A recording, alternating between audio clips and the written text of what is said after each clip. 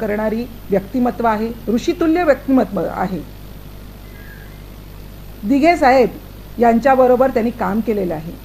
अशा व्यक्तीला काहीही कारण नसताना बदनामी करायचा कट, होय होय मी कटच म्हणेन, कट सध्या सुरू आहे। कुठलेही पेपर नाहीत, कुठलेही पुरावे नाहीत, फक्त मनात येईल म्हणून बडबड करणं हे सुरू आहे। कदाचित पत्रकारांना माहीत नसेल म्हणून मी त्यांना सांगू इच्छिते, करण्याचा प्रयत्न सुरू आहे।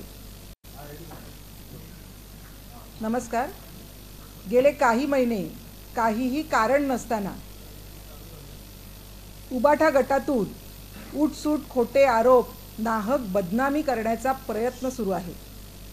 अंधारात तीर मारण्याचा प्रयत्न हे काही लोक करतायत। खरं तर माननीय पालकमंत्री दादा भुसे साहेब हे कट्टर शिवसैनिक असून हिंदू हृदय सम्राट बाळासाहेब ठाकरे यांच्या बरोबरीने काम करणारी व्यक्तिमत्व आहे, ऋषितुल्य व्यक्तिमत्व आहे। दिघे साहेब यांच्याबरोबर त्यांनी काम केलेलं आहे। अशा व्यक्तीला काहीही कारण नसताना बदनामी करायचा कट, होय होय मी कटच म्हणेन, कट सध्या सुरू आहे। कुठलेही पेपर नाहीत, कुठलेही पुरावे नाहीत, फक्त मनात येईल म्हणून बडबड करणं हे सुरू आहे। कदाचित पत्रकारांना माहीत नसेल म्हणून मी त्यांना सांगू इच्छिते की जून 2023 मध्ये 178 करोडचा घोटाळा झालाय म्हणून या विश्व प्रवक्त्यांनी संजय राऊत साहेबांनी त्यांच्यावर आरोप केला होता। या आरोपाला कायदेशीर नोटीस देण्यात आली। अब्रू नुकसानीचा दावा सुद्धा भुसे साहेबांनी केला, परंतु या नोटिशीला राऊतांनी उत्तर दिलं नाही, लेखी पुरावा दिला नाही। त्यामुळे मालेगाव न्यायालयात फौजदारी गुन्हा दाखल केला गेला आणि आता येणाऱ्या 23 ऑक्टोबरला त्यांना म्हणजे संजय राऊतांना समक्ष तिथे न्यायालयात हजर राहण्याचे आदेश देण्यात आलेले आहेत। त्याच्यामुळे तंबूमध्ये घबराट पसरलेली आहे। म्हणून काहीही कारण नसताना भुसे साहेबांना बदनाम करण्याचा कट रचण्यात आलेला आहे। या राऊतांचं कसं आहे ना की त्यांना स्वतःच्या डोळ्यातलं मुसळ दिसत नाही, परंतु दुसऱ्यांच्या डोळ्यातलं मात्र कुसळ ते शोधत बसतात। आज त्यांच्यावरचे जे आरोप आहेत, पहिला आरोप आहे खिचडीचा।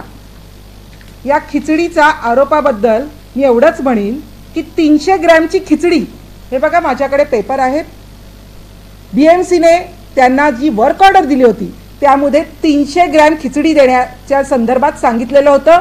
ती खिचडीचा जो वर्क ऑर्डर आहे हे बाळा कदम वैष्णवी किचन यांना देण्यात आलं।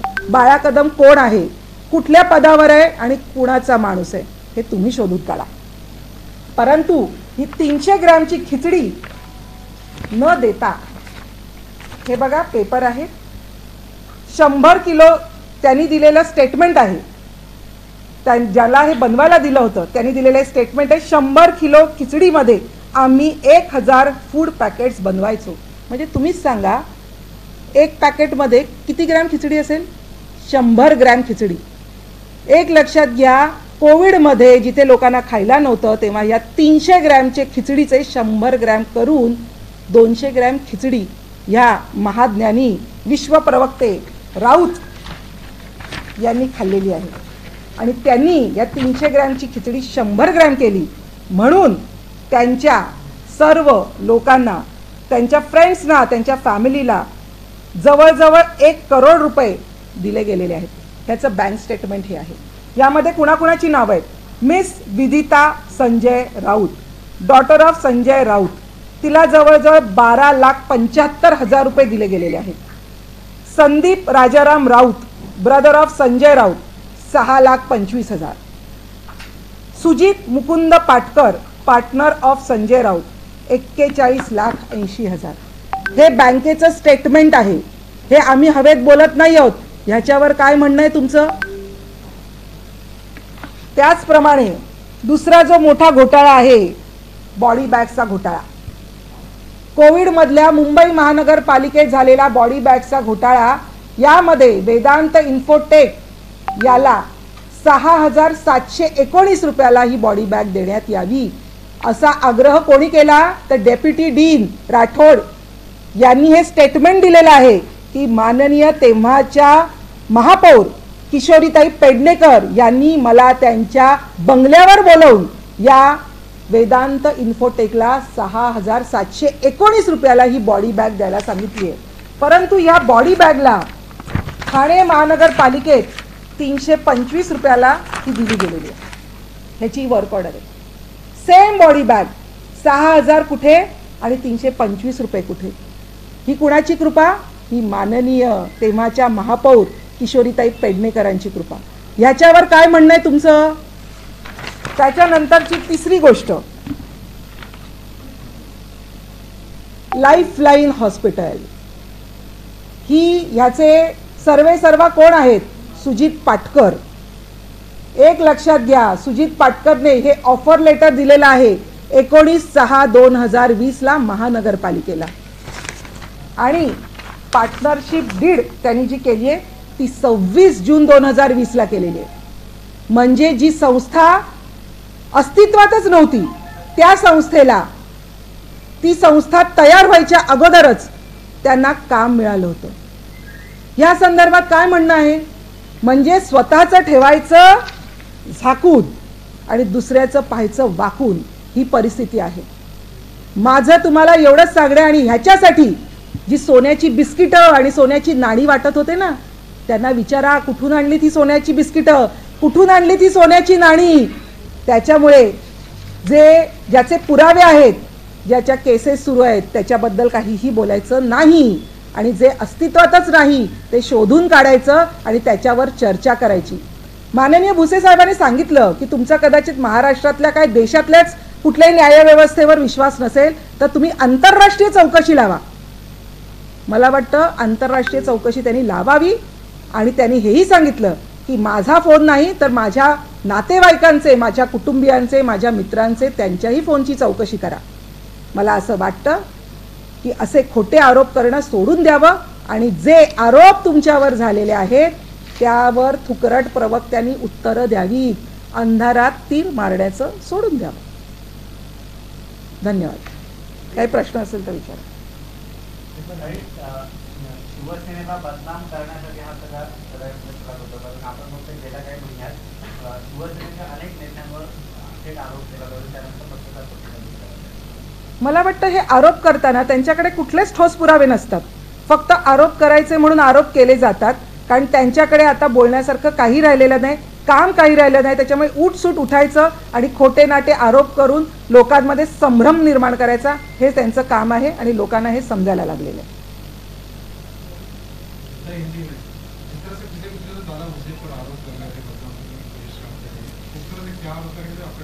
जी बिल्कुल, दादा भूसे जी ये माननीय बाला साहब ठाकरे इनके साथ काम करने वाले हैं, दिघे साहब के विचारों पे चलने वाले हैं और ऐसे भूसे साहब के ऊपर पालक मंत्री है जो उनके ऊपर ऐसे झूठे आरोप आप लगा रहे हैं. मुझे लगता है कि राउत साहब को 26 तारीख को कोर्ट ने नोटिस निकाला है. ऐसे ही उन्होंने आरोप किए थे भूसे साहब के ऊपर 4 महीना पहले.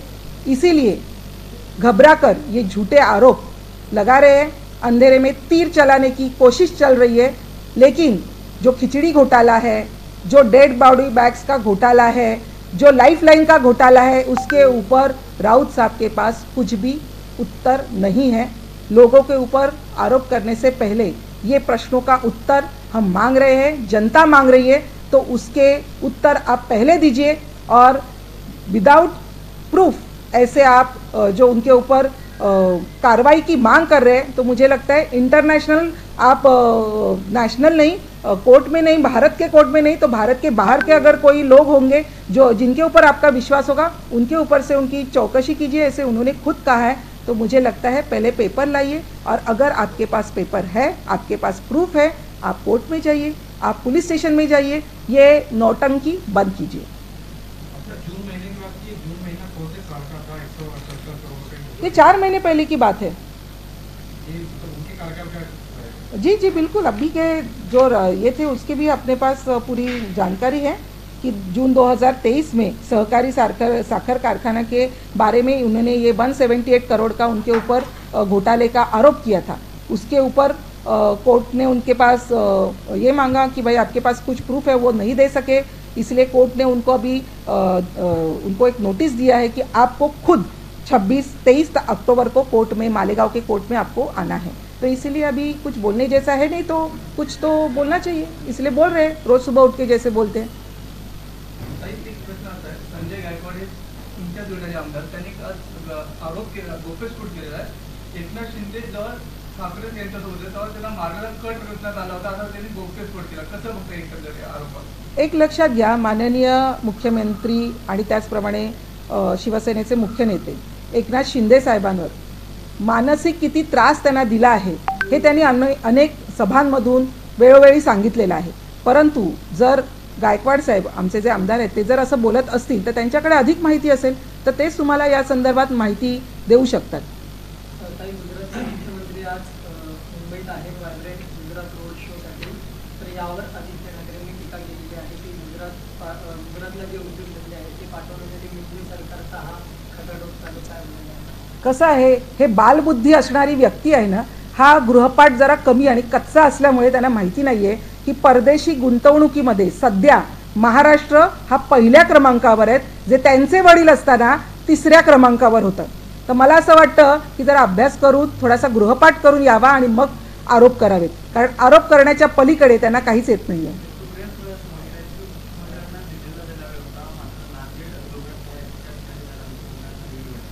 मला वाटतं सुप्रियाताई या अनेक गोष्टी बोलतायत, बडबडतायत, कारण त्यांना आता कळत नाहीये की त्यांच्या पक्षाची मुख्य भूमिका काय आहे।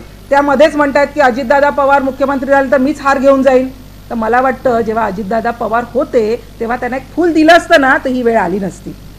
तर आत्ता लेक लाडकी जी काल अतिशय मोठी घटना माननीय मुख्यमंत्र्यांनी घोषित केली, आत्तापर्यंत संपूर्ण महाराष्ट्रामध्ये लेक लाडका हा कार्यक्रम सुरू होतो, परंतु आत्ता मात्र सर्वसामान्यांच्या लेकी बाळींसाठी हा कार्यक्रम आहे, त्याच्यावरही टीका केलेली आहे। त्याच्यामुळे यांना टीका करण्याच्या पलीकडे काहीही नाही आहे।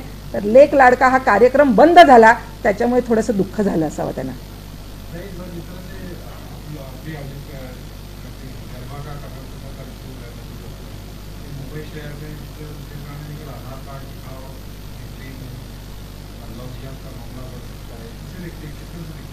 देखिए, पूरे महाराष्ट्र में बहुत जोर से गरबा का कार्यक्रम होता है, हमेशा होता है, बहुत सालों से होता है, और सभी धर्म के लोग वहाँ पे बहुत अच्छी तरह से गरबा का कार्यक्रम में उपस्थित होते हैं।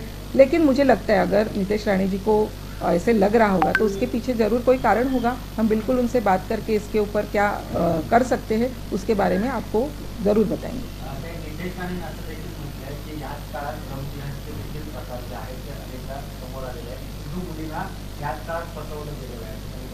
नाही, नक्कीच नितेश राणे जर असं बोलले असेल तर त्यांच्याकडे काही माहिती असेल तर त्यांची माहिती घेऊन आम्ही नक्की तुम्हाला या संदर्भात आमची भूमिका स्पष्ट करू। धन्यवाद।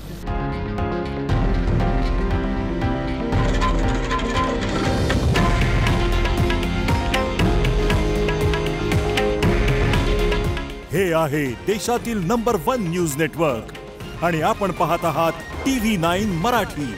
काळजी तुमची, हित महाराष्ट्राचं।